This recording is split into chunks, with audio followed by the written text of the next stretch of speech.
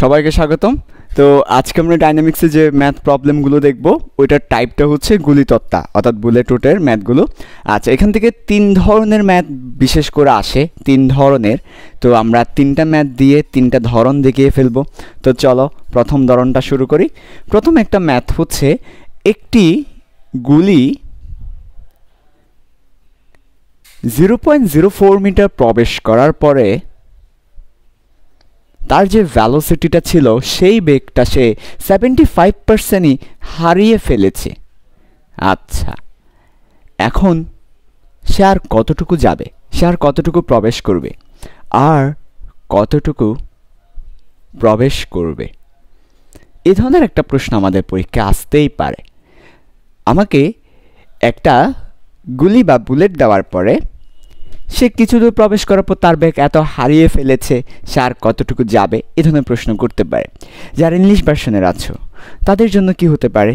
তাদের জন্য হচ্ছে একটা bullet after penetrating 0.04 metre it loses 75% of velocity। এরপর সে আর কতটুকু যাবে, how far will it penetrate afterwards। আচ্ছা, তো এই ধরনের অঙ্কগুলো আমরা কিভাবে করতে পারি? আমরা দেখেছি গুলিতত্ত্বার অঙ্কগুলো একটা ফর্মুলা দিয়ে করতে হয়, সরাসরি না লিখে বলেছিলাম একটু করে সরাসরি লেখার জন্য। প্রথমেই তোমাদেরকে একটা লাইন লিখতে বলেছিলাম, ভি স্কোয়ার সমান ইউ স্কোয়ার মাইনাস 2as। তার পরবর্তীতে বলেছিলাম যে তোমার ভিগো পাশে নিয়ে 2s কে পাশে নিয়ে আসার জন্য, এবং সে কাজটা করার পরে বলেছিলাম তোমার 2 এবং a হচ্ছে কনস্ট্যান্ট, সো তাদের পরিবর্তে তুমি প্রপোর্শনাল কনস্ট্যান্ট বা সমানুপাতিক সাইন দেওয়ার জন্য। এর পরবর্তীতে বলেছিলাম এবার তুমি ওই ফর্মুলাটা লিখে ফেলো, s1/s2 সমান u1 square minus v1 square u2 square minus v2 square. এই যে ফর্মুলাটা সরাসরি না লিখে দু একটা লাইন দিয়ে ফর্মুলাটা ডেরাইভ করতে বলেছিলাম, প্রমাণ করতে বলেছিলাম। তারপর এবার ওই ফর্মুলাতে বসিয়ে অঙ্কটা করতে হবে। চলো অঙ্কটা করি। তো আমার প্রথমে সে 0.04 মিটার প্রবেশ করেছে, এটাকে বলতে পারি S1। আর এত প্রবেশ করার পর সে 75% হারিয়ে ফেলেছে, তাহলে আর কতটুকু অবশিষ্ট আছে তার কাছে? মনে করো তুমি 0.04 মিটার যাওয়ার পরেই তোমার 75 টাকা খরচ হয়ে গেল, তাহলে তোমার কাছে আর কত আছে? তোমার কাছে আর অবশিষ্ট আছে 25%। ঠিক আছে, তাহলে দেখো ভালো করে, খুবই মজার বিষয় হচ্ছে এই জায়গায় ভালো করে খেয়াল করো। সে এত প্রবেশ করার পর সে এত হারিয়ে ফেলেছে, তাহলে তার কাছে অবশিষ্ট আছে 25%। সে এই 25% দিয়ে সে আর কতটুকু প্রবেশ করবে, আফটারওয়ার্ডস সে আর কতটুকু পেনেট্রেট করবে এই 25% দিয়ে। তাহলে আমরা এখান থেকে কি একটা আভাস পাচ্ছি? কিসের আভাস? দেখো আমাদের u1 হচ্ছে, যদি আমরা u ধরে নিই, u1কে যদি আমরা u ধরি, কারণ u1 সম্পর্কে প্রশ্নে কিছু বলা নেই, তাই u1কে u ধরলাম। তাহলে u1কে যদি আমরা u ধরে নিই, তাহলে আমাদের v1 হবে, v1 কত হবে? শেষ বেগ কত হবে? শেষ বেগ হবে এই যে যা অবশিষ্ট আছে সেটা শেষ বেগ, তাহলে শেষ বেগ হবে 25% অফ u। ভাইয়া এটা বুঝি নাই, একটু বুঝাই দেন, 75% কেন নিলেন না? হ্যাঁ দেখো ভালো করে খেয়াল করো। মনে করো আমি 100 টাকা নিয়ে ঘর থেকে বের হলাম, তাহলে আমি যখন শুরুতে কত টাকা নিয়ে বের হয়েছি? তোমরা বলবে শুরুতে 100 টাকা নিয়ে বের হয়েছেন, তাহলে আমার আদি অ্যামাউন্ট কত? আমার আদি অ্যামাউন্ট হচ্ছে 100 টাকা। এবার যখন আমি 0.04 মিটার গেলাম, তখন আমার 75 টাকা খরচ হয়ে গেল, 75 টাকা খরচ হয়ে গেল। এখন আমার কাছে ফাইনালি কত টাকা আছে? 25 টাকা আছে। ফাইনাল অ্যামাউন্ট কত? 25 টাকা। ফাইনাল অ্যামাউন্ট কি তুমি বলবা 75 টাকা? না না, 75 টাকা তো খরচ হয়ে গেছে, খরচ হয়ে গেছে। এরপরে যা খরচ হওয়ার পর যা থাকে সেটাই ফাইনাল।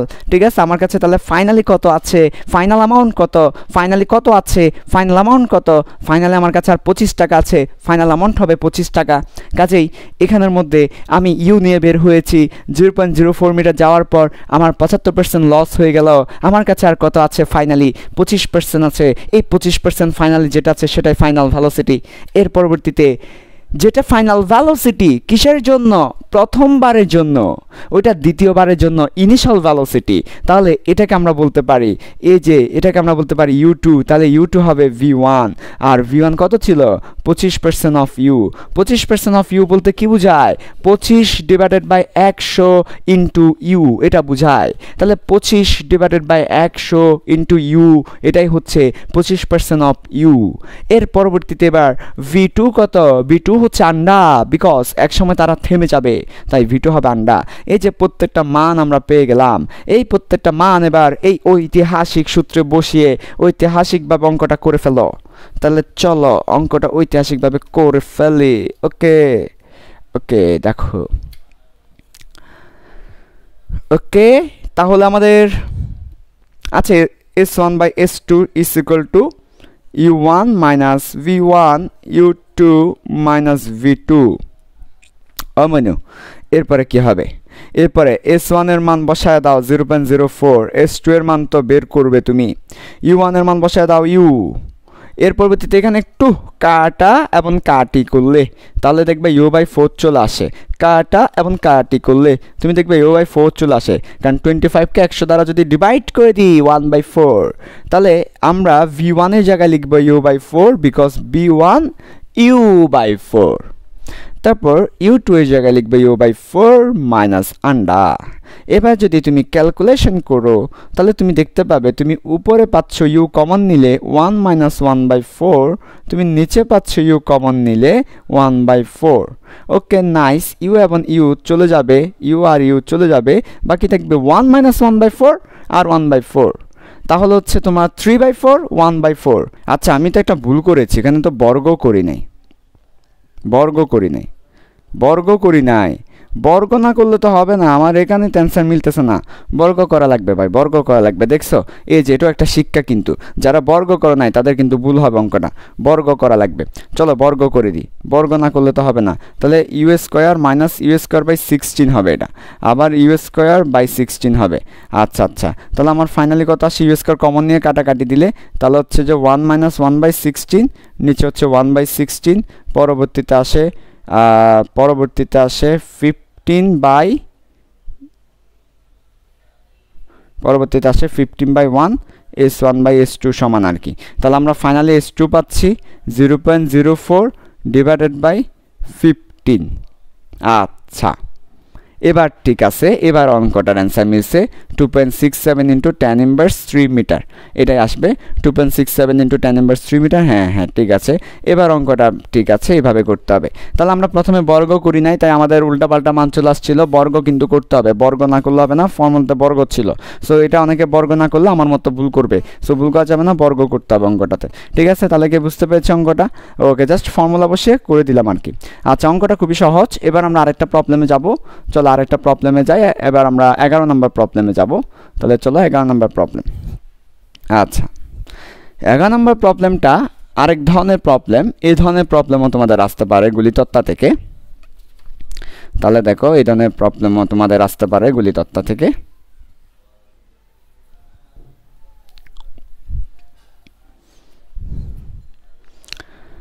তাহলে 11 নম্বর প্রবলেমটা হচ্ছে একটা গুলি তোমার নরমালি একটা তত্ত্ব ভেদ করতে পারে তার বেগ যদি 4 গুণ করি তাহলে সে কয়টা তত্ত্ব ভেদ করতে পারবে ঠিক আছে একটি গুলি একটি তত্ত্ব ভেদ করতে পারে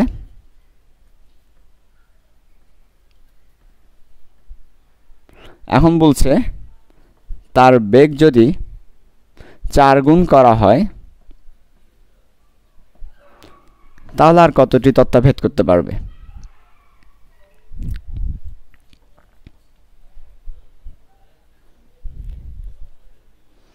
আর কতটি তত্ত্ব ভেদ করতে পারবে আচ্ছা যারা ইংলিশ ভার্সনের আছো ঠিক আছে a bullet can penetrate one wood if velocity will increase 4 times how many would will it penetrate। আচ্ছা, তাহলে বলছে নর্মালি একটা বুলেট একটা উড পেনেট্রেট করতে পারে, ভেলোসিটি 4 টাইমস ইনক্রিজ করলে তাহলে সেই ক্ষেত্রে কয়টা উড পেনেট্রেট করতে পারবে? একটা তক্তা একটা গুলি ভেদ করতে পারে, 4 গুণ করে দিলে কয়টা তক্তা ভেদ করতে পারবে। আচ্ছা ঠিক আছে, ওকে। তো এই অঙ্কটা আমরা কিভাবে করতে পারি দেখো, এখানে বলে নাই, অঙ্কে বলে নাই যে তুমি এত ভেলোসিটি দিয়ে এত যাবা এরপর আবার যাবা। এর আগের অঙ্কটাতে ছিল তোমার অর্ধেক যাওয়ার পর তোমার ভেলোসিটি চেঞ্জ হবে, ওই বাকি ভেলোসিটি দিয়ে তুমি কী পরিমাণ যাবা। এবার ওইটা বলে নাই, এবার বলছে তুমি যদি একটা বি বেগে নিক্ষেপ করো তাহলে সে একটা উড ভেদ করতে পারে। তুমি যদি 4b বেগে নিক্ষেপ করো তাহলে সে কয়টা উড সে ভেদ করতে পারবে, কয়টা তক্তা সে ভেদ করতে পারবে। তাহলে এবারের প্রশ্নটা আর আগের প্রশ্নটার মধ্যে পার্থক্যটা হচ্ছে, আগের প্রশ্নটা ছিল একটা উডের মাঝখানে ভেদ করতো, বাকি আর কতটুকু যাবে সেটা, অর্থাৎ একটা উডের 2টা অংশে ভাগ করে অঙ্কটা করতে হইতো যে এত যাওয়ার পর তার ভেলোসিটি এত হলে বাকি ভেলোসিটি দিয়ে সে কতটুকু যাবে। আর এবার কিন্তু সেটা নয়, এবার কিন্তু একদম শুরু থেকে শেষ, একদম বি দিয়ে নিক্ষেপ করলে সে একটা শেষ করবে, তুমি 4b দিয়ে নিক্ষেপ করলে সে কয়টা তক্তা শেষ করবে।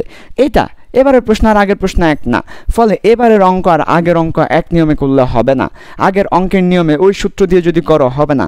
এবারের প্রশ্নটা বুঝতে হবে, একটা গুলি ভি বেগে নিক্ষেপ করলে সে একটা তক্তা ভেদ করে, 4b বেগে নিক্ষেপ করলে সে কয়টা তক্তা ভেদ করবে।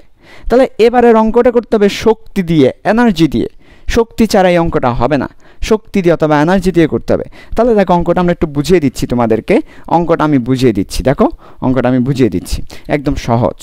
একটা বুলেট আছে আমার কাছে, নিক্ষেপ করলাম, এখন এই বুলেটের শক্তি হচ্ছে ই শক্তি দিয়ে নিক্ষেপ করলাম, সে একটা তক্তা ভেদ করলো, এটা হচ্ছে 1 তক্তা, 1 উড ভেদ করলো। তাহলে একটা তক্তা ভেদ করতে তার শক্তি কত? তাহলে একটি তক্তা ভেদ করতে বা 1 উড পেনেট্রেট করতে, ভেদ মানে পেনেট্রেট করতে শক্তি দরকার ই সমান ½ mv²। আচ্ছা, তাহলে আমি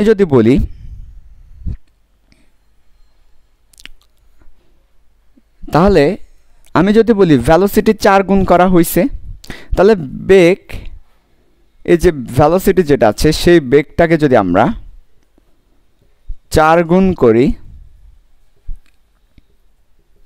তাহলে শক্তি হবে ই সমান ½ m4b² সমান ½ mv² ইন্টু 16, রাইট? ½ mv² এর সাথে 4² হবে, 4² মানে 16, তার মানে আগে যেটা ছিল শক্তি সেই শক্তিটার সাথে আরও 16 গুণ বেশি হয়ে যাচ্ছে। তো এটা যদি E1 হয় আর এটা যদি E2 হয় তাহলে দেখো E2 সমান 16 ইন্টু E1। তাহলে দেখো আমরা কথাটাকে বলবো কিভাবে, সে E1 শক্তি দিয়ে যদি একটা তক্তা ভেদ করতে পারে, একটা উড পেনেট্রেট করতে পারে, তাহলে 16 E1 দিয়ে সে 16টা তক্তা ভেদ করতে পারবে। আবার দেখো অঙ্কটা আরেকবার বুঝাই, দেখো আরেকবার বুঝাচ্ছি। সে E1 সমান ½ mv² দিয়ে সে একটি তক্তা ভেদ করতে পারে, তাহলে সে E2 সমান 16 ইন্টু E1 দিয়ে সে কতটা তক্তা ভেদ করতে পারবে? 16 E1 দিয়ে সে কতটা তক্তা ভেদ করতে পারবে? E1 দিয়ে যদি সে একটা তক্তা ভেদ করতে পারে তাহলে 16 E1 দিয়ে সে 16টি তক্তা ভেদ করতে পারবে, কারণ একটা তক্তা ভেদ করার জন্য একটা E1 দরকার। তাহলে আমি যদি এখানে 16 E1 দিই তাহলে সে এরকম একটা E1, একটা তক্তার জন্য একটি E1, পরের তক্তার জন্য আরেকটি E1, পরের তক্তার জন্য আরেকটি E1, পরের তক্তার জন্য আরেকটি E1, পরের তক্তার জন্য আরেকটি E1, এভাবে করে সে 16টা E1 দিয়ে 16টা তক্তা সে ভেদ করবে। তাহলে আমার অ্যান্সার হচ্ছে 16টি।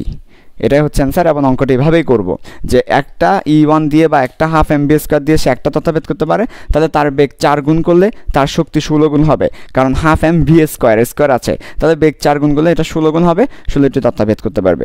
এই অঙ্কটা নর্মালি সৃজনশীলে আসে না, এই অঙ্কটা আসে MCQ-তে। যদি MCQ-তে আসে তাহলে অ্যান্সার হবে n²। এটা হচ্ছে শর্টকাট, সবাই লিখে রাখো, শর্টকাটটা মাথায় রাখো। যে তোমাকে যদি বলে যে বেগ n গুণ করা হয়, বেগ যদি n গুণ করা হয়, 4 গুণ না দিয়ে n টাইমস করা হলো, তাহলে velocity will increase n² Times. বুঝতে পারছো? অর্থাৎ তখন সে কতটা তথ্যাভেদ করতে পারবে, কয়টা উড পেনেট্রেট করতে পারবে, n²। যেমন এখানে 4 দিছে 16, যদি এখানে 4 না দিয়ে এখানে 3 দিত তাহলে অ্যান্সার হতো 9। যদি এখানে মনে করো যে 10 দিত, অ্যান্সার হতো 100। সবসময় স্কোয়ার করে দিবা, কেন? ওই যে দেখতেই পাচ্ছ তোমরা হাফ mv² আসছে তাই। এমন অঙ্কটা কীভাবে করব? এইভাবে করব যে একটা হাফ mv² বা E1 দিয়ে যদি একটা তথ্য ভেদ করতে পারে, তাহলে এত দিয়ে কতটা ভেদ করতে পারবে, এই ধরনের অঙ্কটা আর কি। এই ধরনের আরও একটা অঙ্ক আছে, পরবর্তীতে আমরা দেখাচ্ছি। তো এই অঙ্কটা তাহলে আমরা এই নিয়মে করব, কতটা তারা ভেদ করতে পারে সেটা। আচ্ছা ঠিক আছে, পরবর্তীতে আরেকটা ম্যাথ দেখাচ্ছি তোমাদেরকে, এটাও খুব ভালো একটা ম্যাথ। দেখো এটা করার পর মোটামুটি অনেকটুকুই বুঝতে পারবে। 12 নম্বর ম্যাথটা দেখো সবাই।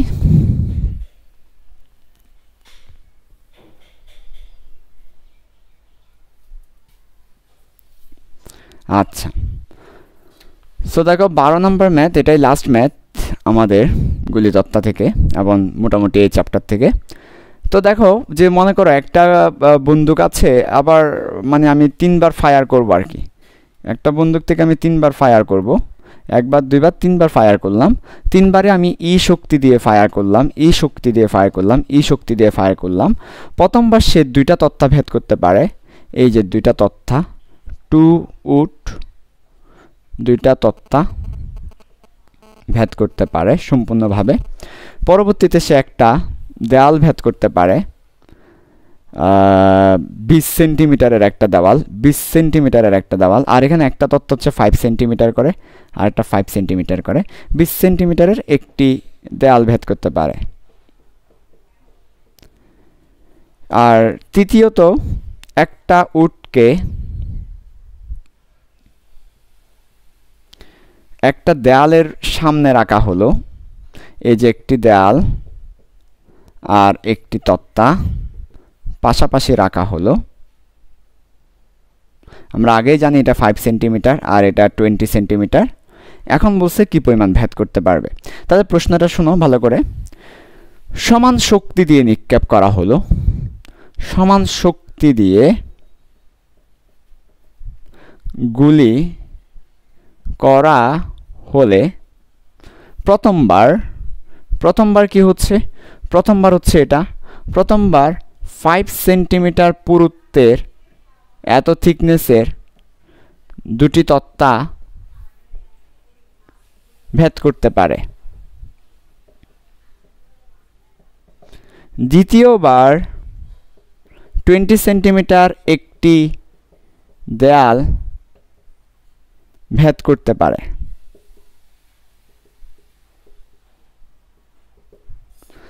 তৃতীয়বার একটি তক্তা ও একটি দেয়াল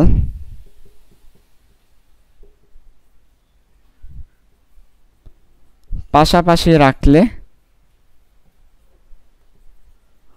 কতটুকু ভেদ করবে?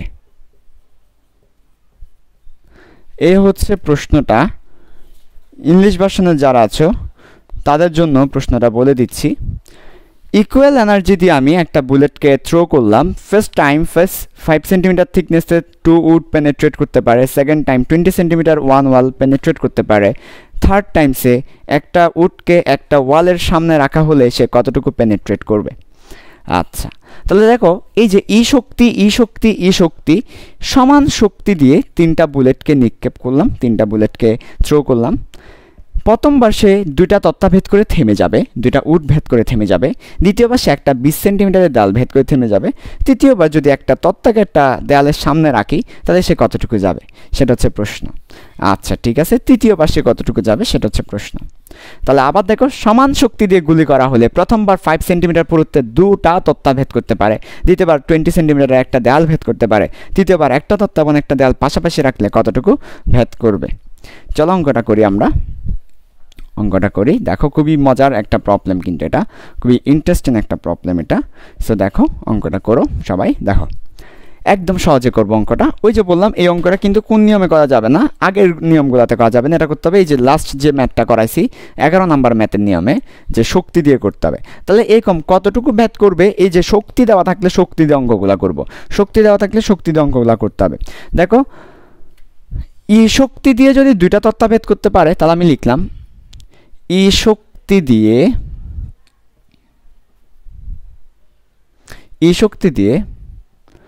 দুটি তক্তা ভেদ করলে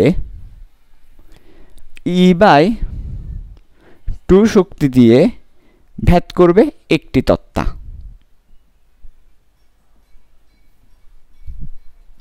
অথবা বলতে পারো দুইটা তক্তা ভেদ করতে যদি ই শক্তি লাগে তাহলে সে একটা তক্তা ভেদ করতে E/2 শক্তি নিবে। একই কথা। কেউ যদি চাও এই লাইনটাকে এভাবে লিখবে, একই কথা, দুইভাবেই লেখা যাবে যে দুটি তক্তা ভেদ করতে, পেনেট্রেট করতে ই শক্তি দরকার হলে একটি তক্তা পেনেট্রেট করতে E/2 শক্তি দরকার। এবার সেকেন্ড কেসে আসো, একটি দেয়াল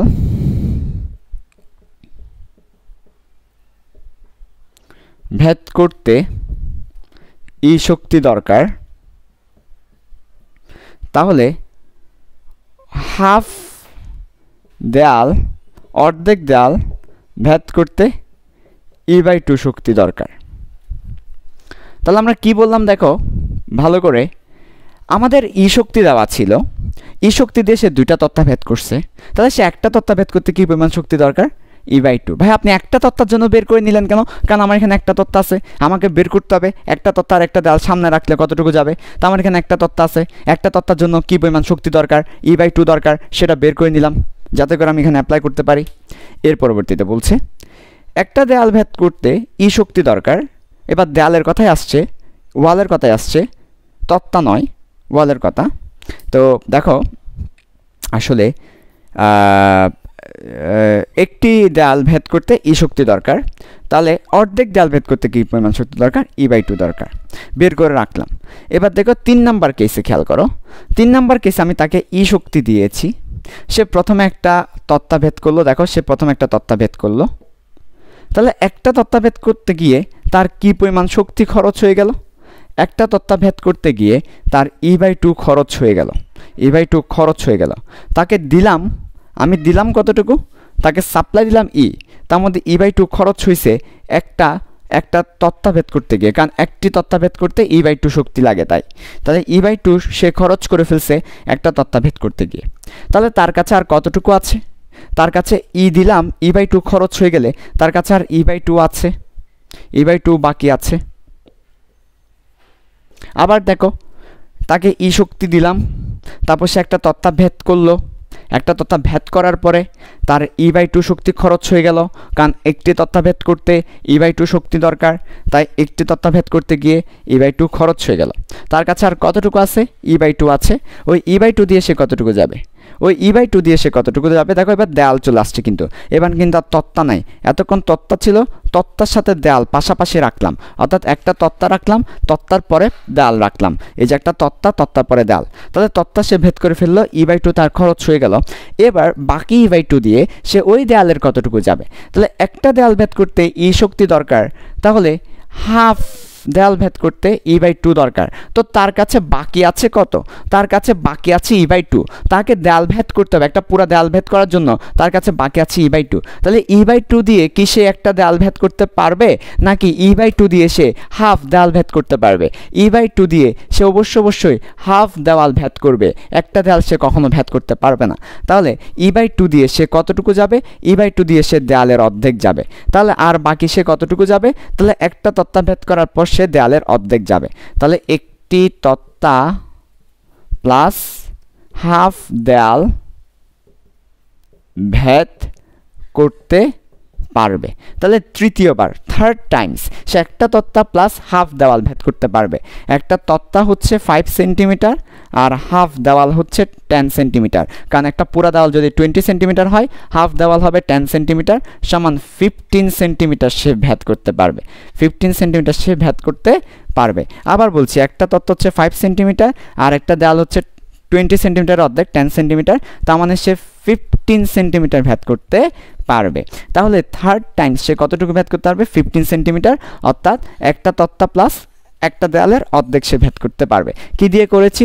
শক্তি দিয়ে পুরো অঙ্কটা করেছি। চলো পুরো অঙ্কটা আরেকবার বুঝিয়ে দিই তোমাদেরকে। আমার সমান শক্তি দিয়ে 3টা বুলেট নিক্ষেপ করলাম, 3টা সিনারিও। প্রথমবার একটা বুলেট, একটা দিয়ে বুলেট নিক্ষেপ করলে সে 2টা তক্তা ভেদ করতে পারে। তাহলে 2টি তক্তা ভেদ করতে শক্তি দরকার, একটি তক্তা ভেদ করতে e/2 দরকার। প্রথম আমরা এই কাজটা করে নিব। 2 নম্বর আসো, একটি দেয়াল ভেদ করতে তার শক্তি দরকার, তাহলে অর্ধেক দেয়াল ভেদ করতে তার e/2 দরকার। 2 নম্বর এটা বের করে নিব। 3 নম্বর আসো, এবার বলছে শক্তি দিলাম, একটা তক্তা প্লাস একটা দেয়াল পাশাপাশি রাখা হলো, এবার কতটুকু যাবে? তাহলে শক্তি দিয়ে একটা তক্তা ভেদ করতে আর e/2 খরচ হয়ে যাবে। এই যে দেখো, একটা তক্তা ভেদ করতে e/2 দরকার, তাহলে একটা তক্তা ভেদ করলো, e/2 শেষ। আর বাকি আছে e/2, কারণ দিয়েছিলাম, বাকি আছে e/2। e/2 দিয়ে সে দেয়ালের অর্ধেক যাবে। ঠিক আছে, তার মানে একটা তক্তা প্লাস হাফ দেওয়াল ভেদ করতে পারবে। এটাই হচ্ছে অঙ্কের অ্যান্সারটা। বুঝতে পারছি? আচ্ছা, তো অঙ্কটা পরীক্ষা আসলে এভাবেই করব, শক্তি দিয়ে। এর আগের অঙ্কটা যেমন শক্তি দিয়ে করেছি, যে তুমি যদি ভি বেগে নিক্ষেপ করো, একটা তক্তা ভেদ করবে, তাহলে 4 গুণ করে দিলে তাহলে তোমার শক্তি বেড়ে যাবে 16 গুণ। কারণ শক্তি মানে হাফ mv², গতি শক্তি হাফ mv², এটা তোমার 16 গুণ বেড়ে যাবে। তাহলে সে 16টা তক্তা ভেদ করতে পারবে। একটা দিয়ে যদি একটা তক্তা ভেদ করতে পারে, 16টা দিয়ে 16টা তক্তা ভেদ করতে পারবে। সেম কনসেপ্টে এই অঙ্কটা। তাহলে লাস্টের 2টা অঙ্ক কিন্তু এই কনসেপ্টের উপর যেতে হবে। আর যদি তোমাকে ওই ধরনের অঙ্কগুলো দেয়, তাহলে দেখো একটা জিনিস কি, তোমাকে যদি শক্তি দিয়ে অঙ্কগুলো করতে হয় তাহলে শক্তি দিয়ে করবা। আর যদি তুমি দেখো যে একটা তত্ত্বের মধ্যে অর্ধেক যাওয়ার পরে ব্যাগ এত হয়ে গেল, আর কতটুকু যাবে, ভাগ করে থাকলে তখন আমরা S1/S2 সমান E1 U2 ভাগ করে ফেলবো। আর ভাগ করে না থেকে পুরোটা একসাথে দিলে এই যে এইভাবে শক্তি দিয়ে করব। বুঝতে পারছি? আচ্ছা, বা আমরা যে 3 ধরনের অঙ্ক করাইছি, এই 3 ধরনের বাইরে অঙ্ক আসে না। এই 3 ধরনের মধ্যে যে ধরনের পড়বে ওই ধরনের করে করবা, শেষ। ঠিক আছে? তো এই ছিল গুলিতত্ত্বতে আমাদের ম্যাথ কনসেপ্ট আর কি। আচ্ছা।